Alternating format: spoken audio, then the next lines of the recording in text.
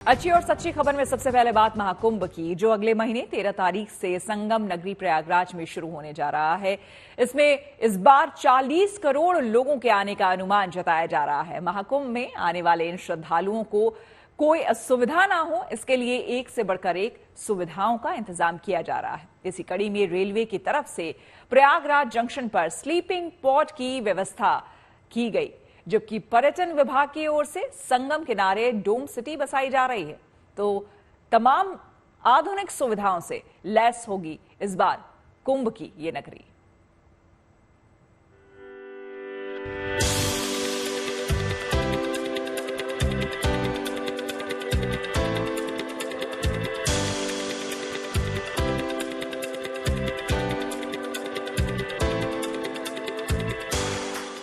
महाकुंभ दुनिया का सबसे बड़ा आध्यात्मिक मेला, जिसमें न सिर्फ धर्म और अध्यात्म के अनेकों रंग 13 जनवरी से देखने को मिलेंगे, बल्कि आधुनिकता के भी कई अनोखे रंग इस बार दिखाई देंगे। खासकर श्रद्धालुओं की सुविधाओं को लेकर कई तरह के खास इंतजाम किए जा रहे हैं, जिसकी एक झलक प्रयागराज रेलवे स्टेशन से सामने आई। यहाँ इन खूबसूरत स्लीपिंग पॉड्स का इंतजाम किया गया है। इन स्लीपिंग पॉड्स में किसी होटल के कमरे की जगह एक के ऊपर एक खूबसूरत बेड लगाए गए हैं। ये बेड ही श्रद्धालुओं के लिए आरामदायक कमरे का काम करेंगे और इनमें वो सभी सुविधाएं मौजूद हैं जो किसी सामान्य होटल में मिलती हैं। प्रयागराज स्लीपिंग पॉड है, ये मेड इन जापान का कंसेप्ट है। ये यात्रियों को ठहरने के लिए कुंभ को देखते हुए बनाया गया है। यहाँ पर हम लोग के यहाँ सारा व्यवस्था है, इसके अंदर एसी की भी व्यवस्था है, लॉकर का व्यवस्था है।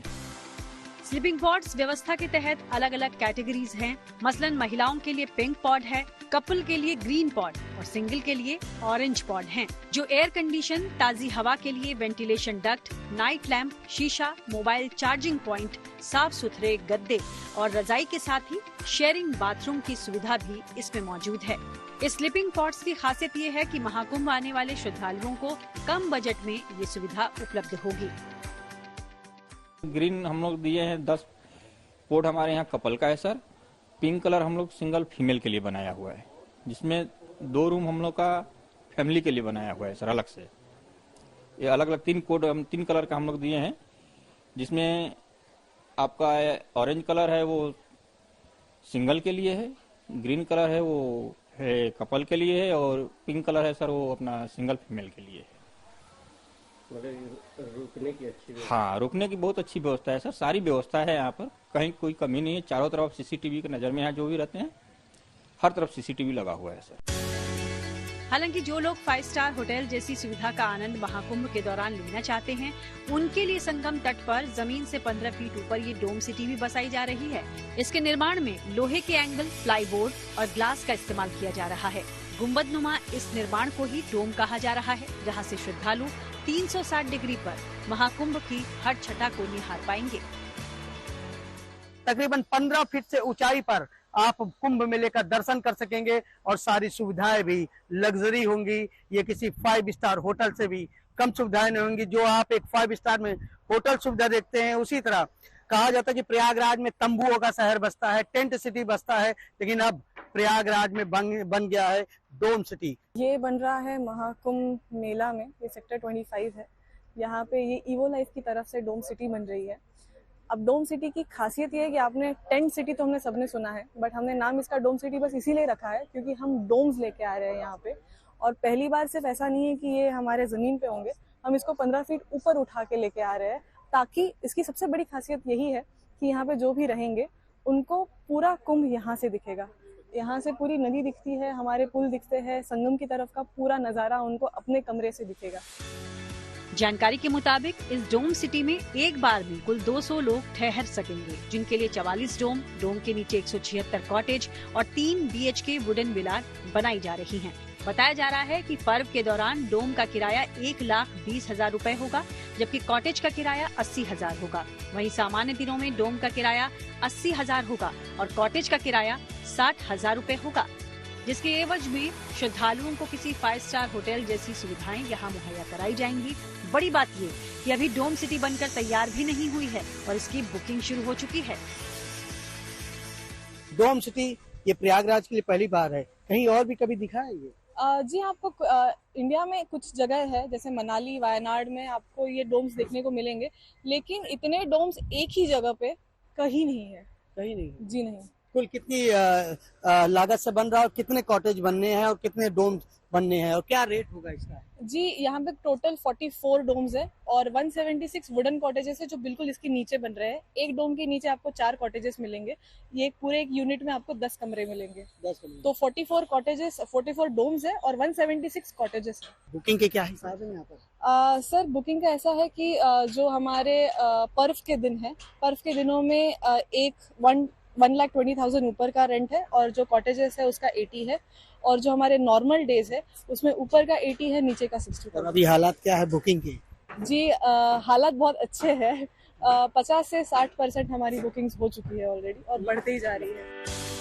स्लीपिंग वॉर्ड्स और डोम सिटी जैसी सुविधाएं ये बता रही हैं कि इस बार महाकुंभ में ऐसे कई नए प्रयोग लोगों के लिए किए जा रहे हैं ताकि महाकुंभ आने वाले श्रद्धालुओं का न सिर्फ अनुभव शानदार रहे बल्कि तीर्थराज प्रयाग को भी विश्व पर्यटन के मानचित्र पर नई पहचान दिलाई जा सके। प्रयागराज से आनंद राज के साथ bureau report, good news today.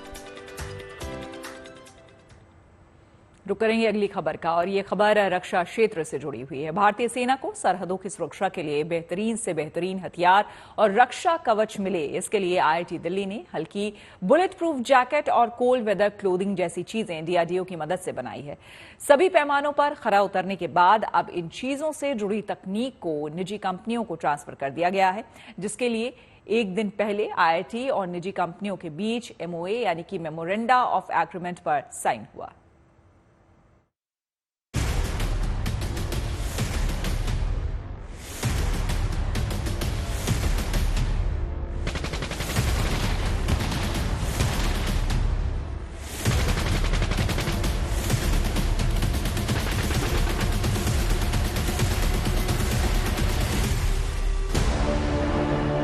देश की सरहदों की सुरक्षा में तैनात जवानों को हर खतरे महफूज रखा जा सके, इसके लिए आईआईटी दिल्ली ने डीआरडीओ के साथ मिलकर ये खास बुलेट प्रूफ जैकेट और कोल्ड वेदर क्लोथिंग तैयार की है, जिन्हें भारतीय सेना की जरूरतों के हिसाब से ही बनाया गया है। इन चीजों को बनाने में जिस एडवांस टेक्नोलॉजी का इस्तेमाल आईआईटी दिल्ली ने किया है, उसका ट्रांसफर देश की चुनिंदा कंपनियों को करने के लिए आईआईटी दिल्ली और निजी कंपनियों के बीच अलग अलग एमओए यानी मेमोरेंडा ऑफ एग्रीमेंट पर साइन हुए हैं, वो भी रक्षा मंत्री राजनाथ सिंह की मौजूदगी में। जो अभी 15 एकेडमिक इंस्टीट्यूट क्रिएट हुआ है, paper two product, that is the concept आज कम। ये पर्टिकुलरली टुडे आज हम जो देखे हैं, जो पेपर से प्रोडक्ट आया है, आप आपके सामने जो खड़े हैं वो पेपर टू प्रोडक्ट आया है। वो प्रोडक्ट अभी यूज में हो रहा है एंड सेम प्रोडक्ट इंडस्ट्री को लेके फ्रॉम प्रोडक्ट टू प्रोडक्शन, तो we are going for product to production, that level में अभी आए हैं।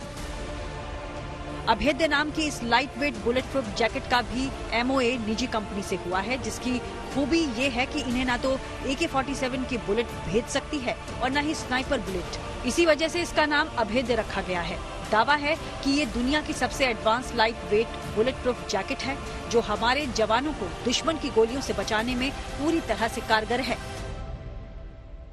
ये बुलेट प्रूफ जैकेट्स जो आप देख रहे हैं, ये दुनिया की बेस्ट बुलेट प्रूफ जैकेट्स हैं, जो कि डीआरडीओ और आईआईटी दिल्ली ने मिलकर तैयार की हैं। दुनिया में सबसे बेस्ट, मतलब अमेरिका से भी आगे ये बुलेट प्रूफ जैकेट्स निकल चुकी हैं। अभेद इनका नाम है। इनके बारे में हमने पहले भी रिपोर्ट की थी, लेकिन आज खास बात यह है कि आज ये टेक्नोलॉजी ट्रांसफर इस जैकेट का प्राइवेट इंडस्ट्री को हो गया, मतलब यहाँ से इसकी मैन्युफैक्चरिंग आसान हो जाएगी। ये बेस्ट है इन द सेंस कि आर्मी मैन के लिए वेट जो वो कैरी कर रहा है अपने साथ में, जब उसे पहाड़ी चढ़नी है, लंबा पूरा दिन ट्रैवल करना है, तो उसका साथ जो डेड वेट है वो सबसे इम्पोर्टेंट पैरामीटर है, वो सबसे कम होना चाहिए। पार्ट 1, पार्ट 2 जैसा आपने दोनों अलग अलग बताए, तो वो BIS लेवल 5 पे है, वो AK-47 को रोकता है। हमने अपने देश का indigenous bullet proof jacket sniper के अगेंस्ट बनाया। इसकी विशेषता अगर आप बोलें वर्ल्ड के कंपैरिजन में, तो हाँ, इसमें एक बहुत बड़ी विशेषता है। ग्लोबली सारे डेवलप्ड नेशन मिनिमम 1 से लेके मैक्सिमम 3 स्नाइपर की गोली रोकने की बात करते हैं, जबकि भारतीय आर्मी कहती है कि हमें 6 स्नाइपर रोकने वाला बुलेट प्रूफ जैकेट चाहिए। So we have cleared this. हमने सारे R&D टेस्टिंग जो क्लियर किए हैं, इसका फ्रंट प्लेट 6 स्नाइपर की बुलेट्स सक्सेसफुली रोक लेता है और बहुत अच्छे से रोकता है as per international as well as national standard. अगला नंबर इस कोल्ड वेदर क्लोथिंग का है, जो वजन में हल्की है, बावजूद इसके इस पर -60 डिग्री सेल्सियस वाली ठंड भी बेअसर है। यानी सियाचिन और लद्दाख जैसे सबसे ठंडे रण क्षेत्रों में ये जैकेट जवानों के लिए रक्षा कवच से भी कम नहीं है। हमारे जवान एक्सट्रीम कोल्ड वेदर कंडीशन में भी काम करते हैं, मतलब जहां पर ठंड बहुत ज्यादा होती है, कई बार टेम्परेचर -50 डिग्री के भी नीचे होता है। ऐसे में वो क्या पहन रहे हैं, उनके कपड़े किस तरह के, वो बहुत मायने रखता है। अभी भी सेना जो कपड़े इस्तेमाल कर रही है वो काफी कारगर हैं उन्हें उस ठंड से बचाने के लिए, लेकिन इस ड्रेस में लगातार तमाम बदलाव होते रहते हैं, तमाम तरह के अपग्रेडेशन होते रहते हैं। ये IIT दिल्ली में एक ये तैयार किया गया है और हमारे साथ डॉक्टर रंजना हैं जिन्होंने इस पर काम किया है। अभी जो ये तैयार हुआ है इसकी कैपेसिटी क्या है, इसमें किस तरह का मटेरियल यूज किया गया है? ओके, इसमें जो मटेरियल यूज हुआ है वो फुली इंडिजीनियस है, like we have not imported from any country, it is fully indigenous. और इसकी एडवांटेज ये है, इसका वेट कम है। कितना टेम्परेचर ये झेल सकता है? ये -60 तक झेल सकता है। अभी जो इस्तेमाल हो रही है वो भी -50 -60 है, बट हमारे में ये है कि ये लाइट वेट है। DRDO की निगरानी में IIT दिल्ली की अलग अलग रिसर्च टीमों ने हल्के वजन वाले body armour, high quality aerostat, smart soldier jacket के अलावा फायर फाइटर को अत्यधिक गर्मी से बचाने वाली ये जैकेट भी तैयार की है। इस जैकेट पर काम करने वाली टीम ने बताया कि ये जैकेट 1000 से 1200 डिग्री सेल्सियस तक के तापमान को झेल सकती है। यानी इसे पहनने के बाद हमारे फायर फाइटर्स बगैर झुलसे अपने मिशन को अंजाम दे पाएंगे। तो रोचक क्या कुछ खास है इसमें और क्या कुछ अलग है उससे जो अभी इस्तेमाल हो रही है? अभी जो करंट में इस्तेमाल हो रही हैं जैकेटें, सबसे पहली प्रॉब्लम उसमें है हाई वेट, क्योंकि ये फायर रेस्क्यू ऑपरेशन ऑलरेडी इतना टफ होता है, उसके ड्यूरिंग ऑपरेशन में कई सारे रहता है, तो उसमें क्या होता है, सबसे ज्यादा होता है वेट मेजर। तो ये सबसे पहला है कि ये बहुत लाइट वेट है। दूसरा, आप ये टच करके देखेंगे ये काफी कंफर्ट है।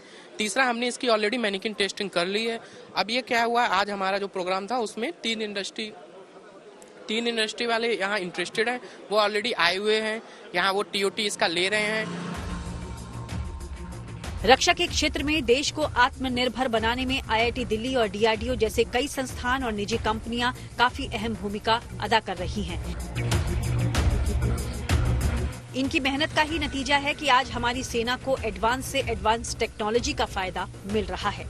दिल्ली से मनीष चौरसिया के साथ bureau report, good news today. और अब बात एक ऐसे 1 सीटर ड्रोन की जिसको ग्वालियर के सिंधिया स्कूल के 12वीं क्लास में पढ़ने वाले एक छात्र ने अकेले बना दिया। कमाल की बात यह है कि ये इंसान को ले जाने वाले ड्रोन में बैठकर अपने स्कूल का चक्कर भी लगाता है। इस मेधावी छात्र का नाम मेधांश त्रिवेदी है। तो आइए जानते हैं कि इस ड्रोन में क्या कुछ खास है और मेधांश ने इस ड्रोन को कैसे बनाया।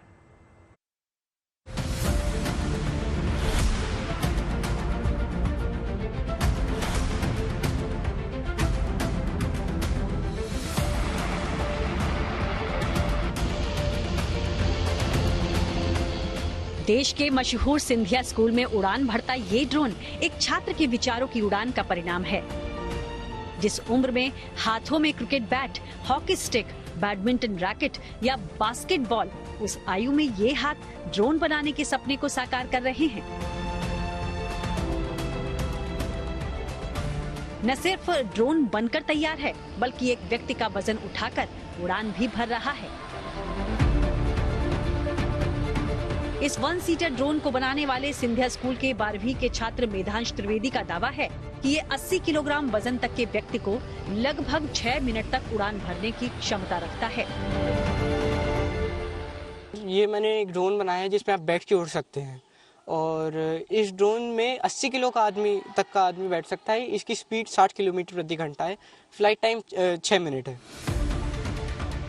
इंसान को बैठाकर उड़ने वाला ड्रोन तकरीबन 3 महीने की कड़ी मशक्कत और करीब 3.5 लाख रुपए की लागत से बनकर तैयार हुआ। इसको बनाने में मेधांश ने पार्ट्स और कंपोनेंट की क्वालिटी का ध्यान पूरी तरह रखा है। सर इस ड्रोन में 3.5 लाख का खर्चा आया है। ये ड्रोन का जो पूरा फ्रेम बना है 6061 T6 एल्यूमिनियम एयरक्राफ्ट ग्रेड और 4130 क्रोमोली स्टील, उससे इसका फ्रेम बना है। इसकी जो मोटरें हैं वो एग्रीकल्चर ड्रोन की जो मोटरें होती हैं वही इसमें मैंने यूज़ की हैं, और एक मोटर 9 किलोवाट की है। तो पूरा जो ड्रोन की पावर है 48 to 50 हॉर्स पावर का ये ड्रोन है, और इसकी जो मोटर और बैटरीज हैं इसकी 51.8 वोल्ट 22,000 mAh की एक बैटरी है, और उसमें 2 बैटरी इस्तेमाल किया मैंने।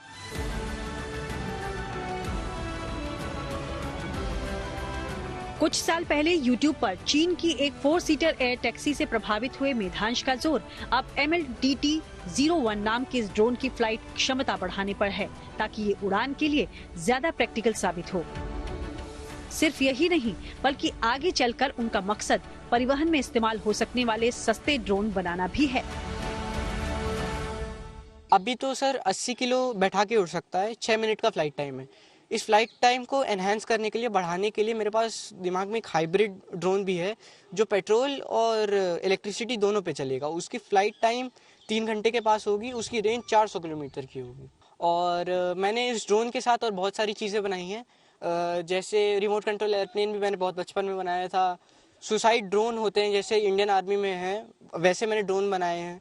300 किलोमीटर तक के रेंज के ड्रोन मैंने बनाए, जैसे आप यहाँ से 300 किलोमीटर दूर तक का कोई टारगेट फिक्स कर दो, ड्रोन वहाँ पे जाएगा, सोलर पावर्ड है वो ड्रोन, वहाँ तक जाएगा, अपना सामान या बम कुछ भी है गिराएगा, वापस आपके पास आएगा उड़ के। वैसे आविष्कार बहुत है। इन फ्यूचर मैं खुद की कंपनी स्टार्ट करना चाहता हूँ, सबसे सस्ते से सस्ते, अच्छे से अच्छे ड्रोन और हेलीकॉप्टर्स और सिंगल सीटर एयरक्राफ्ट्स की। एविएशन के क्षेत्र की तरफ मेधांश का रुझान 7वीं क्लास से ही बढ़ना शुरू हो गया था। ड्रोन की तरफ उनकी बढ़ती उत्सुकता के पीछे उनके स्कूल के ही शिक्षक हैं, जिनकी सोच से मेधांश की दिलचस्पी मेल खाती है। ये बात है जब वो क्लास 7th में था, तब एक दिन मैं उसकी कक्षा में गया था और मैं स्वयं एरो मॉडलिंग करता था, तो उसको कुछ मैंने बच्चों को दिखाया वहाँ पर कि क्या क्या चीज़ें होती हैं। तो उससे वो बड़ा प्रभावित हुआ और उसको लगा कि मुझे ये करना चाहिए। और मैं पड़ोस में रहता था, तो लगातार जो है वो कुछ न कुछ बना करके दिखाता था। लगातार ये था कि उनका किसी न किसी तरह के मॉडल्स जो है वो बना के लाते थे। और आज ये हुआ कि इस पर उन्होंने फाउंडर्स डे में अपना खुद का ड्रोन उड़ाया है और बैठ करके उस पर सबको दिखाया है। सोशल मीडिया पर active Mahindra and Mahindra group के चेयरमैन आनंद महिंद्रा ने भी मेधांश के जज्बे और समझ की सराहना की। उन्होंने सोशल मीडिया प्लेटफॉर्म एक्स पर लिखा कि ये केवल इनोवेशन की बात नहीं है, क्योंकि ऐसी मशीन बनाने का तरीका इंटरनेट पर उपलब्ध है। ये इंजीनियरिंग के प्रति जुनून और काम को पूरा करने की प्रतिबद्धता का सवाल है। जितने ज्यादा युवा इस तरह से समर्पण के साथ काम करेंगे, उतनी ही अधिक इनोवेशन से भरे हम एक राष्ट्र बनेंगे।